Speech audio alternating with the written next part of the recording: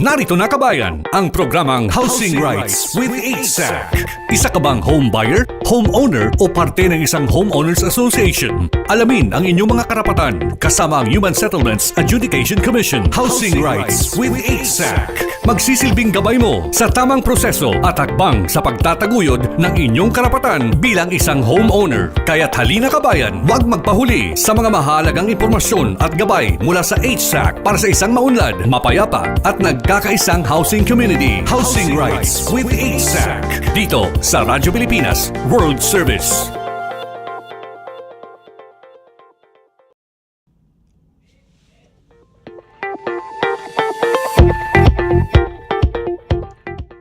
Magandang araw Pilipinas, Luzon, Visayas at Mindanao. At syempre sa mga Pilipino at maging sa ibang lahing nanonood at nakikinig sa atin saan mang sulok ng mundo, magandang araw po sa inyong lahat. Muli po naming inihandog sa inyo mula sa Radyo Pilipinas World Service kasama ang Human Settlement Adjudication Commission o HSAC ang aming programa. Welcome po sa panibagong edisyon ng programang Housing Rights with HSAC at ako po muli ang inyong lingkod, Jay Arevalo. Makakasama nyo sa isang oras na talakayan sa mga serbisyong hatid ng komisyon sa taong bayan at pag-uusapan ang inyong mga karapatan bilang homeowner, home buyer at bilang miyembro ng Homeowners Association.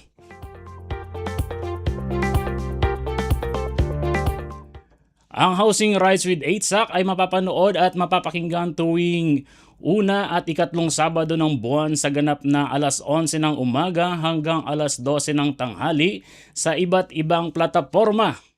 Unang-una na sa ating social media platforms, live nyo kaming napapanood sa Facebook pages ng Radyo Pilipinas World Service at Human Settlement Adjudication Commission, maging sa mga Facebook pages ng Regional Adjudication Branches ng HSAC sa buong Pilipinas.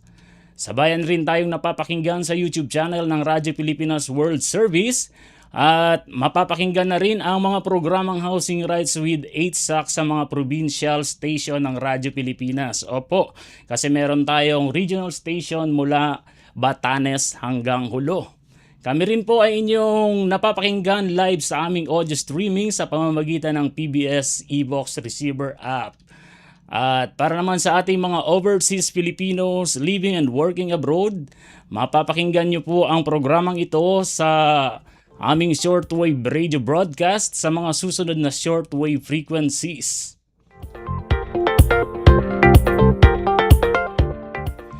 9.920 MHz, 12.120 MHz at 15.190 MHz.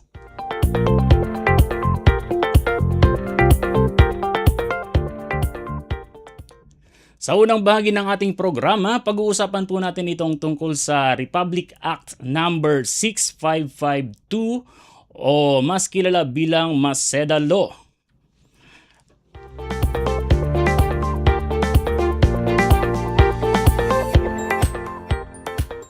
Ano ba ang maitutulong ng batas na ito para sa ating mga homeowners, home buyers o maging sa ating mga real estate developer?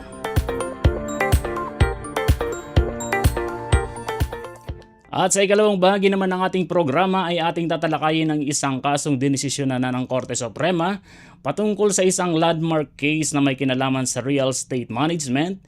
Ito ay ang kasong Priscilla Safra Orbe versus Philinvest Land Incorporation na may GR number 208185 at nadesisyonan na noong Setyembre 6 taong 2017.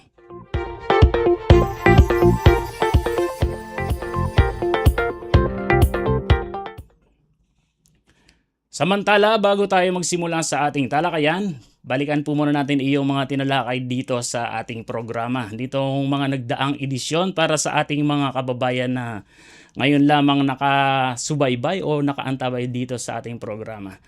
Para kung sakali man ay makaka-relate sila, pwede nilang balikan ito dito sa ating Facebook page ang tungkol sa usaping ito. Ngunit hindi na po natin babalikan lahat at baka kapusin tayo sa oras.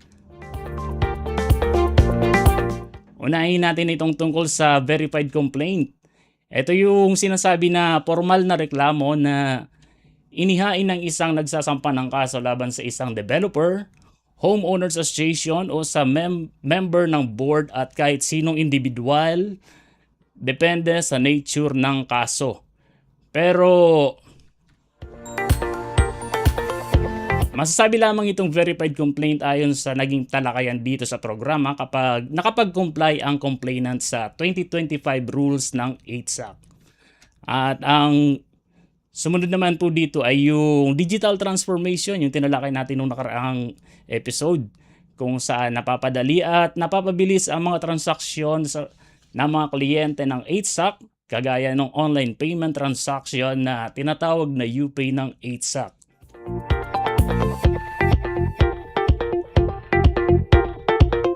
Dito sa sistemang ito, hindi na kinakailangan pumunta physically ng isang miyembro sa mga opisina ng 8SAC para magbayad ng kung anong transaksyon na may kailangang bayaran.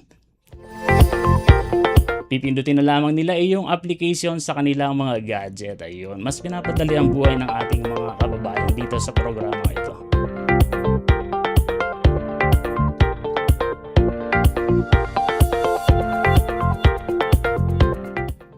O siya, dumako na tayo sa unang bahagi ng ating programa, kung saan makakasama po natin. Andiyan na po ba si Attorney? Makakasama natin si Attorney Jemerson B. Corre, Attorney 4 mula sa Office of Commissioner John Christopher T. Mahamud ng Human Settlement Adjudication Commission. Magandang umaga, Attorney Jem. Welcome po sa ating programang Housing Rights with 8SAC. Maraming salamat, sir. Sa ngalan po ng Human Settlements Adjudication Commission, no? Sa ilalim ng pamumuno ng aming Executive Commissioner na si Abelino D. Tolentino III at ang buong komisyon, nagpapasalamat kami sa lahat ng ating mga viewers at listeners na sumasabaybay sa ating munting programa. Yun po, good morning, sir. Yes, sir. J. Arevalo po. J lang, okay na po. Sir J. Yes, sir. Sige po. Okay, sa puntong ito, simulan na natin ang ating talakayan. Siguradong makakadagdag na naman ito sa kaalaman at karapatan ng ating mga homeowner, homebuyer bilang mga miyembro ng Homeowners Association. So, ngayong araw, pag-uusapan po natin itong tungkol sa Republic Act number 6552 o mas kilala bilang Maseda Law. Gayon na rin itong isang landmark case nga po na may kinalaman sa real estate management. Pero bago yan, ano po muna ang masasabi nyo sa ating mga viewer at mga tagapakinig sa ating programang Housing Rights with 8SAC, Attorney Jem? Yun nais po nating ipaalala at idiin, no, sa ating mga kababayan na guide o gabay lamang ang anumang mapag-uusapan dito, dahil lahat naman po ng kasong dinudulog sa 8SAC ay nire-resolba ayon sa aligasyon at mga ebidensya, no, na sumusuporta nito. Kaya sa mga ganitong sitwasyon, case-to-case basis pa rin. Kumbaga, magdedepende pa rin ang magiging desisyon base sa ebidensya na iprepresenta ng bawat panig. Yan lang po, Sir Jay. Okay po. So, umpisa na natin itong kwentuhan natin, Attorney. Maaari niyo po bang ipaliwanag itong Republic Act number 6552 o itong Maseda Law? Opo, Sir Jay. Ang Republic Act, no, na number 6552, mas kilala bilang Maseda Law, ay itinuturing na isang landmark legislation. Ito ay nagbibigay ng mahalagang proteksyon sa mga mamimili ng real estate, particular na sa nagbabayad sa pamamagitan ng installment basis, no, o uhulugan. Si dating Ernesto Maseda, o mas kilala pa nga nating Ernie Maseda, no, Opo. ang may akda ng Real Estate Installment Buyer Protection Act o itong RA 6552 nga. Naglalayon ang batas na ito na itama ang perceived imbalances o nararamdamang di pagkapantay ng mga transaksyon na may kinalaman sa real estate, na kung saan ang mga mamimili ay nag-default o tumigil sa pagbayad ng installment payments ay maaring mawalan hindi lamang ng property na sana nilang bilhin, kundi pati na rin ng mga perang na ibayad nila sa installment, no? Sa madaling salita, protektado ang batas na ito ang buyers ng real property mula sa mga bibigat at hindi makatarungang probisyon sa mga sale o financing agreements. Oo. So masasabi natin, Attorney Jem, na itong batas na ito ang sandalan ng ating mga kababayan na bumibili o nakabili na ng real estate or real property. Tama ho? Ano, Attorney? Yes po, nakabili sila ng mga real estate property, no, sa mga developer o kaya owner ng mga subdivision. Ayun. Pero ano nga po ba itong mga itinuturing natin na real property, Attorney Jem? Ito ba yung mga bahay, lote o mga building? No, magandang katanungan, Sir Jay. Ang tulad nga na nabanggit natin kanina, sakop ang pagbili ng real estate sa pamagitan ng installment, no? Apo. Ang cover nito ay hindi nito sakop ang mga industrial, no? Mga industrial or commercial building. Ito yung mga residential lamang. Ang particular na saklaw ng batas ang mga contract to sell or conditional sale, at iba pang kahintulad na kontrata, no? Pero ang sakop lamang nito ay mga kontratang pinasok ng mga buyer at developer, no? Or subdivision owner. Hindi nito sakop ang mga regular na real estate residential sale, no, na mga na nanggagaling sa mga normal na mga buyer lamang. Kunwari ang nagmamay-ari ng isang bahay ay binenta niya sa kabilang sa ibang tao, hindi ito saklaw. Ayun. Siguro naman po aware itong mga real estate developer na mayroong existing na batas na nagbibigay protection para sa mga mamimili ng real property. Ano, Attorney? Yes po, kasi ang itong Macedalo nga ay nag-e-exist na way back 1980s pa, no? So at this point hindi naman siya nabago, hindi naman siya tinanggal, no? So nag-e-exist siya, at yung mga mandato at yung mga rights na ibinibigay nitong batas na ito ay still existing. Ayun. So matagal na pala itong batas na ito, parang mga 70s or 80s, ano, Attorney? Kaya Yes. sigurado naman Yes alam na ng mga developer. Pero kaya yun nga po siyempre sa ating mga kababayan hindi naman masyadong maalam tungkol sa mga batas, kaya mas maganda na naihahatid na natin sa kanila itong mga kaalaman na ito, ano, Attorney? Tama po. Kaya po nandito tayo ngayon para bigyan sila ng gabay, no, sa mga maaring maging katanungan at maging kaalaman nila sa patungkol sa Macedalo. Ayun. So ano nga po uli yung mga covered nitong batas na itong Macedalo, Attorney Jem? Para mas Ulitin malinaw ko, po no? sa ating mga kababayan. Oo. Tulad ng nabanggit natin kanina, sakop nito ang pagbili ng real estate sa pamamagitan ng installment. Opo. Kabilang dito ang pagbili ng house and lot, condominium unit, at di pa pang real property na classified as residential. So ibig sabihin, hindi nito sakop ang mga industrial lots o mga commercial buildings. Ito lamang ay mga residential dapat. Particular na sa saklaw ng batas ang mga contract to sell at conditional sale at iba pang mga kahintulad na kontrata. At dapat ang naging kontrata ay in between a buyer and a developer or a subdivision owner. Ayun. So, masasabi po ba natin, Attorney, na sakop rin ito yung mga nangungupahan o itong mga rent to own na tinatawag natin? Magandang tanong po, sir. Para ma-consider na sakop ng Macedalo ang isang rent to own agreement, no, nakadepende pa rin sa kontrata o agreement. Kinakailangan na ang property ay isang residential realty at hindi para sa commercial o industrial na gamit. Gaya nga ng sabi natin, ang mga bayad ay dapat hulugan o installment at na may layuning ilipat sa ang pagmamay-ari sa buyer, no, kung saan ang lessee o bibili ay isang natural na person o pamilya na gagamit bilang tirahan at hindi isang korporasyon. Higit sa lahat, anumang kasunduan o clause na nagwe-waive sa mga karapatan sa ilalim ng batas nito ay itinuturing na void. Ayun. So, malinaw po sa ating mga kababayan na baka para naka-focus kayo, baka mamaya malito kayo.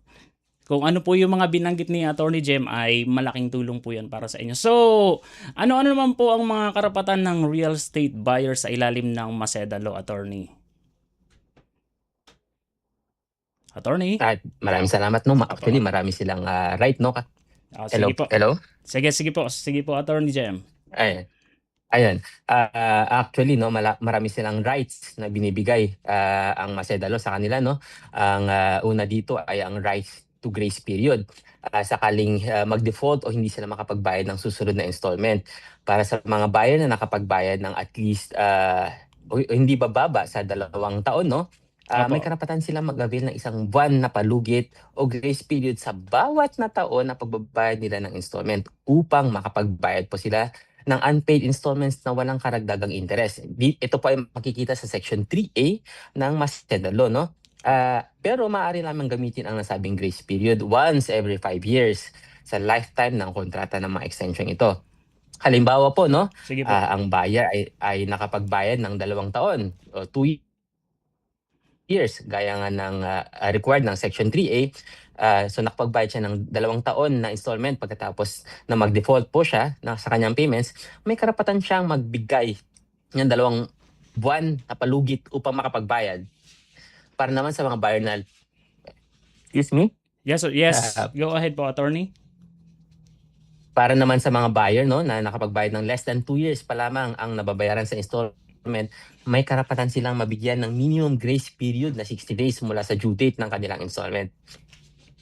Kung hindi pa rin nakapagbayad ang buyer pagkatapos ng palugit, maaari ikansela ng seller ang kontrata matapos ang 30 days mula nang matanggap ng buyer ang notice of cancellation o demand for rescission ng contract sa pamamagitan ng isang notarial act. May importante po ito. Opo. Ang pangalawang mahalagang provision ay ang right to refund. Kung ang buyer ay nakapagbayad ng at least 2 years, kaya nga nabanggit ko kanina, at hindi nakapagbayad pa sa mga kasunod na bayarin, pinapahintulutan ng batas ng buyer ng cash surrender value o refund. Ano ibig sabihin nito? Ang cash surrender value po ay katumbas ng 50% o kalahati ng binayad. At kung lagpas sa 5 taon ang pagbabayad na nangyari ng installments, ay magkaragdagang 5% kada taon sa pagbabayad. Ngunit hindi dapat hihigit sa 90% ng kabuuan ang binayad. Obligado ang seller na ibigay ang refund sa oras na ikansela niya ang kontrata, ngunit ang cancellation ng contract ay dapat mangyari matapos ang 30 days mula nang matanggap ng buyer ang notice of cancellation o demand for rescission ng kontrata sa pamamagitan ng isang notarial act. At ang fulfillment ng cash surrender value sa buyer. So sabay po ito ang pagbigay ng isang notice of cancellation via notarial act, at ang kasabay nito ay ang full payment ng cash surrender value sa buyer. Mahalagang provision din ng MACEDA ang na dapat na may notice of cancellation o demand for rescission bago ikansela o ipawalang bisa ang kontrata. Dapat din ipaalam ito ng seller sa buyer sa pamamagitan ng pagdala ng isang notarized notice of cancellation o demand for rescission. So, Ang karagdagang rights pa, sige yes po. po. Sige po, go ahead Ang po. meron ang karagdagang karapatan pa na binibigay ng Maceda Law Opo. ay ang right to sell his rights, no? Ang buyer, maaari niyang ibenta o i-assign ang rights niya sa binabayarang real estate property sa ibang tao o ibalik muli ang kontrata sa pamamagitan ng pag-update sa account habang nasa grace period pa at bago ang actual na cancellation ng contract. Sakaling ibenta o i-assign ang kanyang rights, dapat gawin ang deed of sale o assignment sa pamamagitan ng notarial act. Importante talaga ang notarial act na to. Panghuli, ang right to pay in advance. May karapatan ang buyer na bayaran ang mga installment o bayaran ng buo ang kanyang natitirang bayarin purchase price ng walang interest. So wala dapat ito interest kasi advance to at i-annotate ang full payment sa certificate of title ng property. Yun po. So, yun. So, medyo himay-himayin lang po natin, attorney. Simula dito sa, Yes po. halimbawa, dito sa 2 taon na pagbabayad, tapos na nabigo na makapagbayad itong buyer, ay ngayon, papadalhan siya ng sulat ng developer para or notice na bibigyan siya ng due date. So, ibig sabihin dahil nakapagbayad na siya sa loob ng 2 taon, meron siyang palugit na 30 araw. Tama, attorney? 30 araw Opo, isang para buwan. bayaran niya yung mga hindi niya nabayaran na monthly dues. Tama po? 30 days Yes na po. palugit. Ang nakalagay Yes. Hindi naman ang sinasabi ng batas po ay buwan actually, no? So kung ang isang buwan ay katulad ng February ay less than 30 days, okay lang.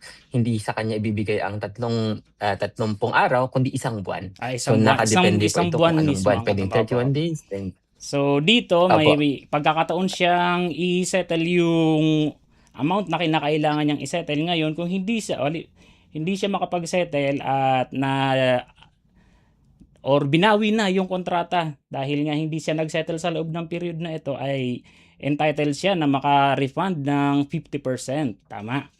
At yung bali ito sa pagkakaintindi ko, Yes attorney, po, and then ito ay 2 years and below. Pwede siya maka-refund ng 50%, at yung sa 5 years naman ay magkakaroon ng bali ilang percent nga yun. Bali ang magkakaroon ng certain percentage after 2 years, pag more than 5 years na doon sa total payment. i-clarify Sige po. i-clarify ko lang, Sir Jay, Opo. no? Yung pagkakaiba ng Section 3 at saka Section 4, no, ng Masedalo. Ang binabanggit po natin na 2 years po ay dapat nakapagbayad na siya ng 2 years, no less than 2 years, no? Hindi bababa sa 2 taon Opo. para makatanggap siya ng 50%, para magkaroon siya ng right to So refund, yun, no? malinaw. Dapat Oo. hindi bababa. Kasi Akala kung ko less than yung 2 years pababa pwedeng maka-avail. So not less than 2 years. Para malinaw Opo, lamang po. kung ang pinag-uusapan natin dito ay ang right to refund, no? Opo. Ang right to refund ay nagsisimula pag nakabayad ka na ng at least 2 years, no? Yes. So 2 years from that on, and pag yung sinasabi naman po na na 5 taon, no, yung binabanggit nating na 5 taon, kung lagpas 5 taon na ang pagbabayad ng installments, meron siyang magkakataon na madagdagan pa yung 50% na yun, no? Ng 5% ng every year of payment, no? So pwedeng maging 55, depende sa taon ng kanyang pagbabayad, ay pwedeng umabot ito hanggang 90%, pero hindi ito hihigit hanggang 90% yung additional 5% sa per total year of payment.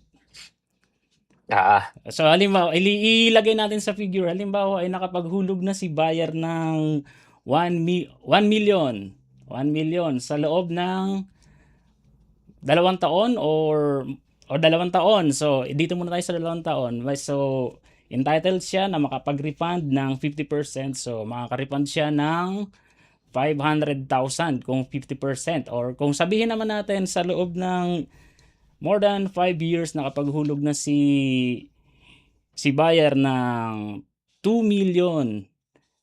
2 million, entitled na doon yung sa 50%, tama po? Or dito, tama po, attorney? 50% kung entitled na siya sa Ganito, 50. no? Lagay natin sa example, no, para Sige mas po. maintindihan natin. Apo. Kunwari, no, ang binabayaran natin monthly, no, ay 100,000. Kunwari lang, Sige po. 100,000 ang kailangan natin Para mas bayaran malinaw sa monthly ating mga installment, no? tagapakinig. So 100,000. So kailangan para kahit na nakapagbayad ka na ng para makaabot ka sa 2 taon, so 100,000 times 24 months is 2.4 million, no? So 2.4, dapat nakapagbayad ka na ng 2.4 million. Kahit yun ang sinasabi ng batas na equivalent ng 2 years. Opo. Paano po kung nakapagbayad na ako ng 2 million, pero 5 years na ako nagbabayad, pero 2 million pa lang ang binabayad ko.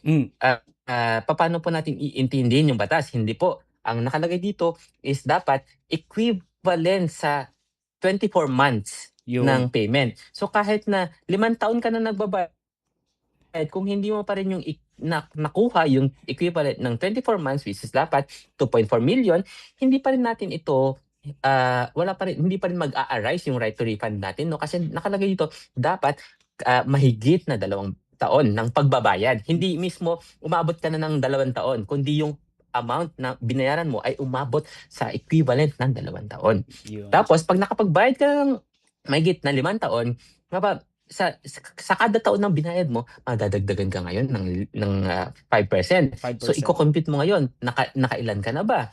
Opo. Kung naka 2.4 million ka na, 50% ton, makakakuha ka ng 1.2. 1.2. Tapos kung ilang taon ang nadagdag, plus 5%, plus 5%, plus 5%. Yun. So, malinaw. Malinaw sa ating mga tagapakinig, attorney. Yun, mas malinaw para maiintindihan nila yung kanilang mga karapatan. So,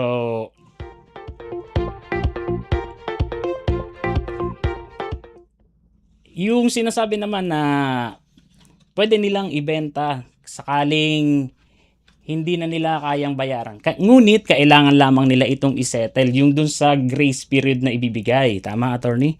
Kung... Yes po. Opo, sige po. Opo, nandun na tayo sa karapatan, no, na ibinibigay ng Macedalo to sell his rights. Yan po yung binabanggit nyo eh.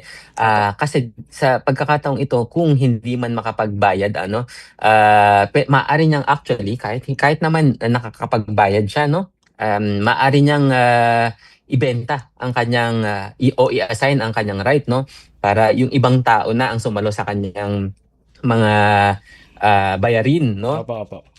Sinasabi dito hindi payagan ng developer o owner ang kanyang desisyon na i-assign o ibenta ang kanyang rights sa kanyang binabayarang real estate. So dito dapat tanggapin ito ng seller, ng developer o buyer, pero nga lang ng seller. Pero nga lang ang sabi ng Section 5 no ng Macedalo na sakaling ibenta o i-assign niya ang kanyang rights, dapat ay gawin ang deed of sale o assignment sa pamamagitan ng notarial act. Ayun, para sa legalidad. Oo, tama. Yes. So,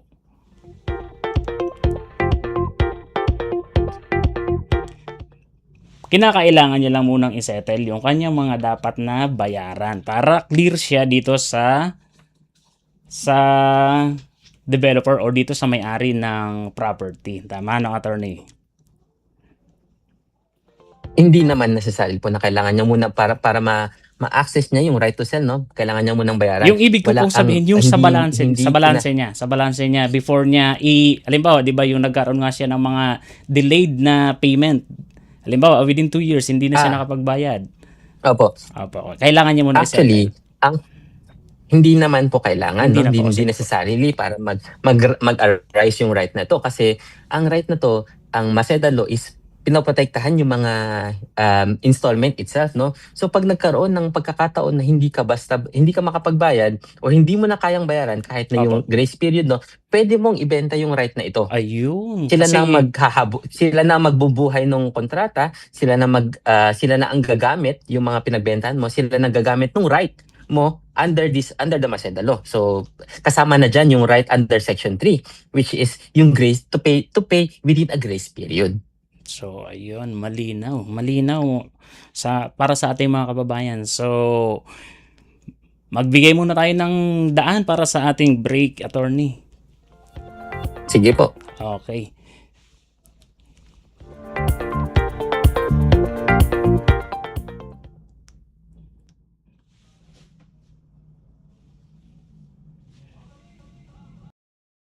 Sa Maharlika Highway, hindi lang oras ang nawawala kapag sira ang daan.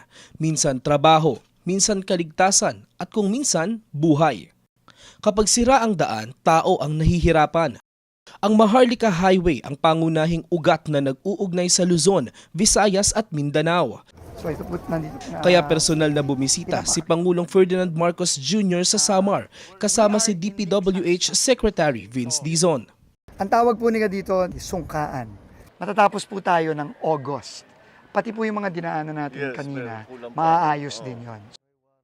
Mismong mga residente ang nagsumbong sa Pangulo ng perwisyo at peligrong dulot ng sirasirang Maharlika Highway. Pupunta po kami ng center, buntis po ako. Tapos siyempre, mga lubak-lubak nga. Anong nangyari? Sumemplang po talaga. Lahat kami nasakay. Ako sir, ambulance driver ako. Ambulance driver? Oh. Lagpas 2 oras, ang pagre-repair namin ng pasyente Katbalogan to Tacloban. Meron pong na-experience si Kuya na may namatay along the way sa ambulansya. Dahil hindi na umabot. Nag-bleeding dahil nga sa malubak, hindi namin namalayan na patay na pala. Oo. Kasi President, papakita ko lang ho sa inyo. Reinforced concrete na yung ginagamit natin kasi puro truck ang dumadaan. Matibay na lahat. Makapal yung semento. Mas mabilis yung curing time, mga 7 to 14 days na lang instead of 28 days. These are Ganito na po the tayo. reinforcements. Opo, ito na ho yung dagdag na reinforcements pa ito. Matagal nang hinihintay ng mga Pilipino ang mas maayos na biyahe. Nung bago ito, maganda pa ito eh. Naalala ko kami nung dinala kami rito ng father ko, kaya may Maharlika Highway. Para meron tayong isang highway mula Apari hanggang Hulo. Yung commercial traffic natin. Sa buong bansa, tuloy-tuloy ang trabaho. Isa-isang inaayos ang mga bagay na magpapagaan sa buhay ng mga Pilipino. Dahil kapag gumaan ng biyahe ng tao, mas mabilis umusad ang buong bayan. Mabilis ang trivia, dagdag talino. Heto na ang Dagling Kaalaman. Alam nyo ba, sa mga PhilHealth covered cases, mayroon ng zero balance billing o no balance billing. Paano ito gumagana? Simple lang.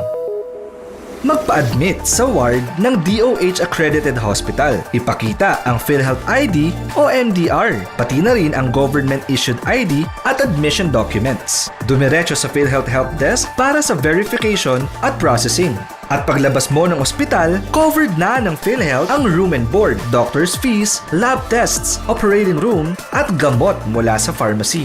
Layunin nito ay mas pantay, abot kaya, at tuloy-tuloy na serbisyong pangkalusugan para sa lahat ng Pilipino.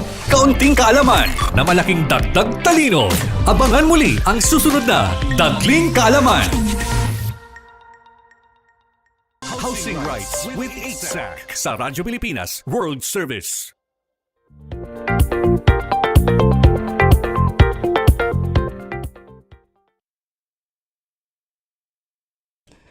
Ayun, muli na pong nagbabalik ang programang Housing Rights with 8SAC at ako po muli ang inyong lingkod, Jay Arevalo. Kanina po ay tinalakay natin itong tungkol sa Maseda Law kung saan pinaliwanag ni Attorney Jem kung ano yung para saan itong batas na to at tinalakay rin yung right to a grace period. Kung baga binibigyan ng pagkakataon yung mga buyer na masettle yung kanilang account in a certain period. Pati na rin yung right to refunds. Kumbaga, mayroong karapatan ang buyer na mabawi ang bahagi ng kanilang ibinayad dito sa kanilang biniling property sakaling hindi na nila kayang ituloy. At meron din, itinalakay na rin, isa na rin sa tinalakay ay yung right to sell his right. Yun. Kaya yung karapatan na pwede niyang ibenta yung property na binili niya sa developer.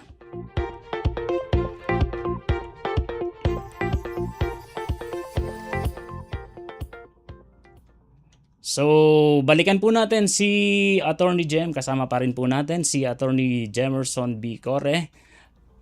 Attorney, welcome po muli sa ating ikalawang bahagi ng programa. Maraming salamat, Sir Jay. Ayun, tuloy-tuloy na po tayo, Attorney Jem, sa pagbibigay ninyo ng dagdag kaalaman sa ating mga kababayan na sumusubaybay sa atin dito sa programa. So, para sa mga kababayan nating nagbabayad ng installment sa kanilang biniling real property, mukhang mahalaga sa kanila itong right to grace period nga na sinasabi natin, pati itong right to refund. Kaya tutok lang kayo mga kababayan dahil tiyak marami pa kayong matututunan dito sa susunod naming pag-uusapan ni Attorney Jem. Kung saan tungkol naman ito sa isang landmark case na may kinalaman sa real estate management. Ang Orbe versus Philinvest na may GR number 208185 at nadesisyonan na ng Korte Suprema noong Setyembre 6 taong 2017. So, ano nga po ang nangyari sa kasong ito, Attorney Jem? Pakikwento nyo nga po sa amin. Oo, napakahalaga na ng kasong ito, Sir Jay, no? Yes po. Para mas maintindihan natin kung ano nga ba yung sinabi ng Korte Suprema patungkol dito sa kasong ito, siguro mas maganda kung malaman mo Yes po, sige po. na ano ba na yung nangyari dito sa kasong ito, no? So noong June 2001, no, pumasok si Orbe sa isang purchase agreement kasamang Philinvest land para sa isang lote sa isang subdivision sa Taytay Rizal.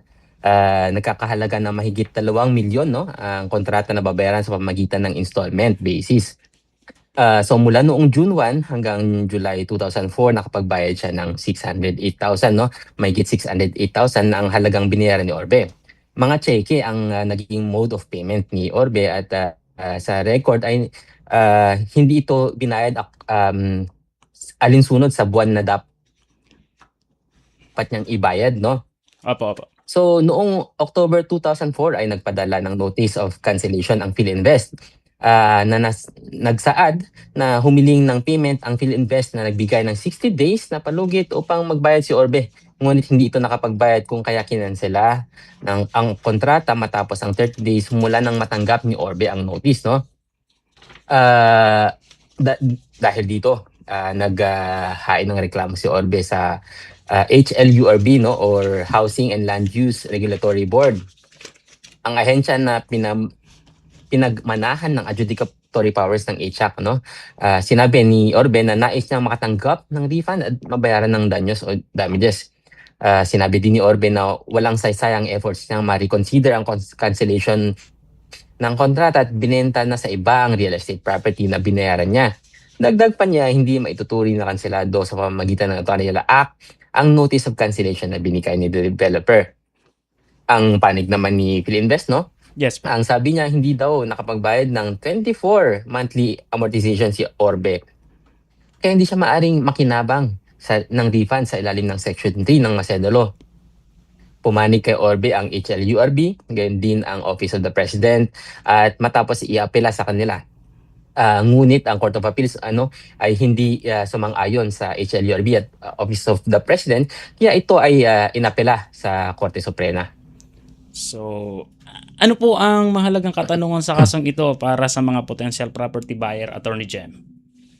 Oo, para mas maintindihan Opo. natin, no? Yeah. Ang magandang kaalaman ay ang una ay para sa mga kababayan nating nagpaplanong bumili ng isang property tulad ni Orbe, nilinaw ng Korte Suprema kung kwalipikado si Orbe sa refund sa ilalim ng Section 3 ng Maseda Law. Pangalawa, kung valid ba ang ginawang cancellation ng Philinvest sa kontrata sa ilalim ng Section 4 ng Maseda Law. At siguro idagdag na rin natin, no? Patungkol sa kasong Orbe, no? Ano ang mangyayari kung naibenta na yung property na yung binayaran pero hindi pala hindi pala naging proper yung cancellation, no? So hindi na-cancel ng maayos yung property, pero kahit na hindi pa nakakancel ng maayos, naibenta na. Ayun. So ibig sabihin siguro ay nakapangalan pa doon sa dati tapos naibenta na agad. Oo. Opo. Paano pag ganon? Yun. Yun yung maaari nating makunan ng kaalaman sa kasong ito. So, ano naman po yung naging tugon ng Korte Suprema? Kasi nga iinapila na po ito sa Korte Suprema, Attorney. Ano po yung naging tugon nito? Apo, para sa unang issue, no, ayon sa Korte Suprema, hindi pwedeng gamitin ni Orbe ang Section 3 ng Maseda Law para sa 50% refund. Apo. Ayon sa desisyon ng Korte Suprema, hindi umabot sa at least 2 years of installment payment ang naibayad ni Orbe.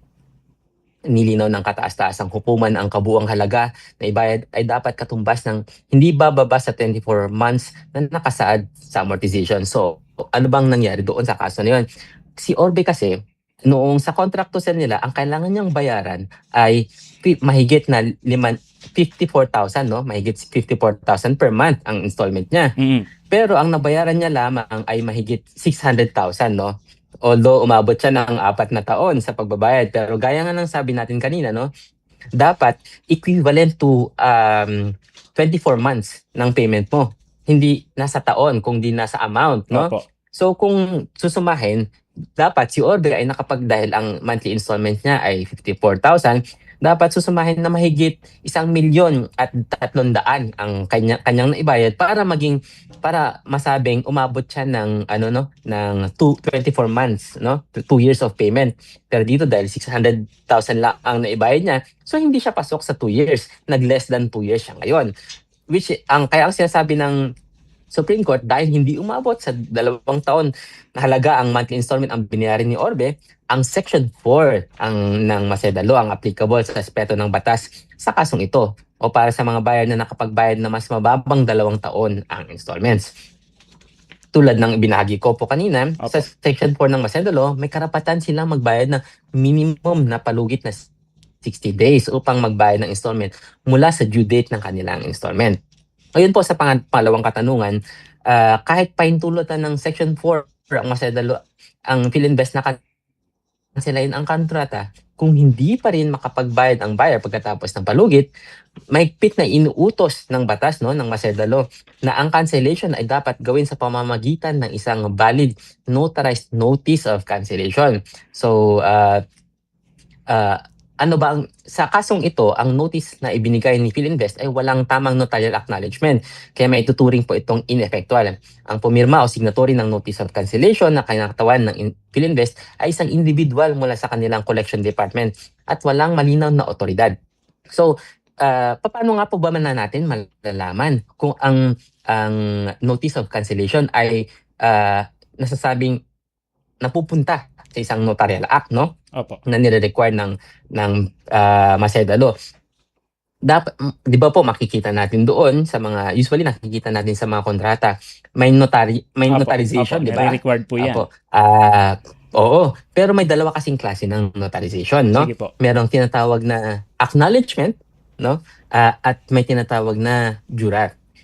Ang nire-require ng Maceda Law ay ang jurat. Sabi nga ng Korte Suprema sa kaso ng Orbe, mas kailangan na ang requirement ay jurat kasi dahil ang involved dito ay mga pinaghirapan ng mga buyers, no? Mga pera na pinaghirapan ng buyers. So dapat ang ginagamit dito ay ang mas mataas na kind of notarial act, which is yung jurat po na. So ano po bang pagkakaiba noon? Opo. Ang pagkakaiba nun, yung acknowledgement lang kasi, yung sinasabi nga, ina-acknowledge namin na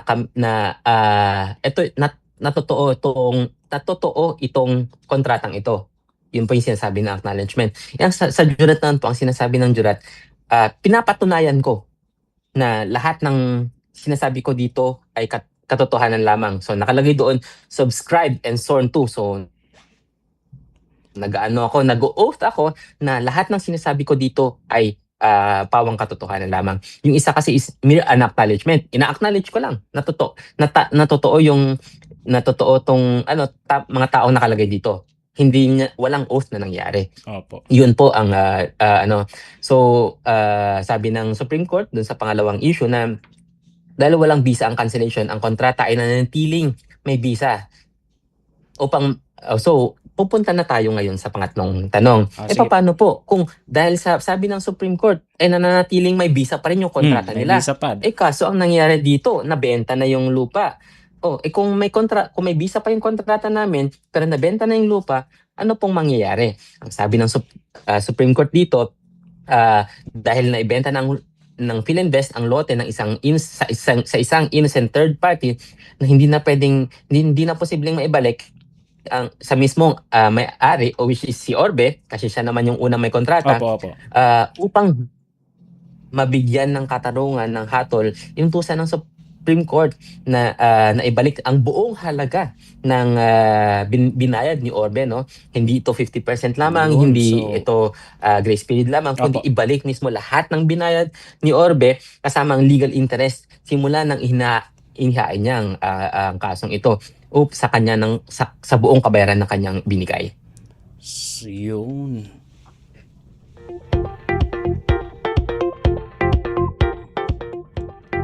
So, nagkaroon pa ng tubo yung pinambili ni na Orbe, no, attorney, dahil nga sila pa talaga totally yung may karapatan doon sa property. Tapos binenta na pala nila sa nakapangalan pa rin naman dito kay La Orbe. Tama po kasi sa tutuusin, sabi ng Supreme Court, no, kung tutuusin ongoing pa yung kontrata nyo. Bakit Opo. mo ibinenta sa iba? So ano na ang mangyari sa binayad ni Orbe dito? Kung sakaling makapagbayad siya within grace period kasi buhay pa naman yung kontrata, ano na mangyari sa kanyang lahat ng binayad? So sabi ng korte, para hindi naman maging injustice, no? Kay Orbe na nagbayad siya ng amount pero wala na yung property na binabayaran niya, ibalik na lang lahat ng binayad niya. Opo. Siyempre, yung third party na nakabili, wala namang kinalaman. Ang buong akala nun, malinis na rin yung property na nabili niya. Tama po. Kaya ang tawag sa kanya ay innocent third party. Opo. So, ayun. Ayan mga kababayan, sana ay may natutunan kayo dito sa kasong tinalakay ni Attorney Jem. Mayroon dalawang klaseng notarial pala. Ang kailangan, yung ano ba yung jurat at yung isa ay, ano yun, attorney? Hindi po.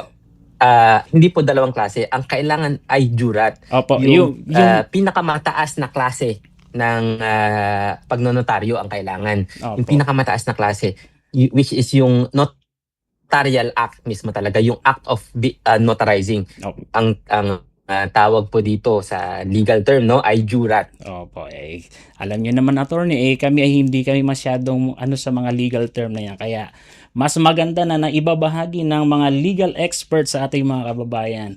So, attorney, sigurado nung maraming natutunan ang ating mga kababayan dito sa kasong ito. So, bago natin bitawan si Attorney Jem, kung may mga katanungan po ang ating mga taga-subaybay, paano po kayo pwedeng i-contact, Attorney? Maraming salamat sa pagkakataon, Sir Jay, no? Yes po. Kung may tanong po sila tungkol sa pag-file ng verified complaint, maaari nyo kaming i-contact, no, sa aming cellphone number na 0917-837-5380, o pwede rin sila mag-email sa aming information desk, no, ng at hsac.gov.ph. Ulitin ko po, info or info at hsac.gov.ph. Pwede nyo rin pong bisitahin ang aming Facebook at hsacph. Ulitin ko po, at hsacph, o ang aming website, no, na hsac.gov.ph. Ulitin ko po, hsac.gov.ph. Nariyan po ang aming directory ng Central Office at Regional Adjudication Branches. Dahil po kami ay isang quasi-judicial agency na parang korte, hindi po kami maaring magbigay ng legal na payo o opinion. Ito ay para hindi namin mapangunahan, no, ang paghahatol ng aming adjudicators na may otoridad na maghatol sa isang kaso. Ngunit kung may tanong po kayo tungkol sa aming proseso, maaari nyo po kami i-contact sa akin nabanggit kanina. At dito na po natin tinatapos ang panayam natin kay Attorney Jemerson B. Core, Attorney 4 mula sa Office of Commissioner John Christopher T. Mahamud ng Human Settlement Adjudication Commission. Maraming salamat po, Attorney Jem, sa pagbabahagi ng inyong professional insight hinggil sa usapin ng ating kasong tinalakay. Mabuhay po kayo at patuloy magbigay ng magandang serbisyo para sa ating mga kababayan. Muli, maraming salamat, Sir Jay, no, sa lahat ng ating kupunan sa Radyo Pilipinas para sa serbisyo na ibibigay natin sa mga tao. Yun. Thank you. Thank you, Attorney.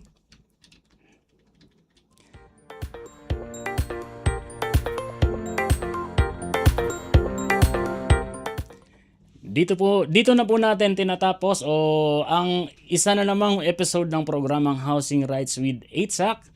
Magpapasalamat na po tayo sa ating mga nakasama dito sa ating programa. Sa Master Control si Mr. Milo Jonella at sa ating Wirecast Operator na si Mr. Hiro Lucero, at meron tayong bago si John Paul aka JP. At sa ating live stream operator at katuwang mula sa production team ng Radyo Pilipinas World Service si Mr. Win Tanyano. Katuwang din natin mula sa 8SAC sina Miss Bea Barte, Miss Cheska Robles at Mr. George Sinswat.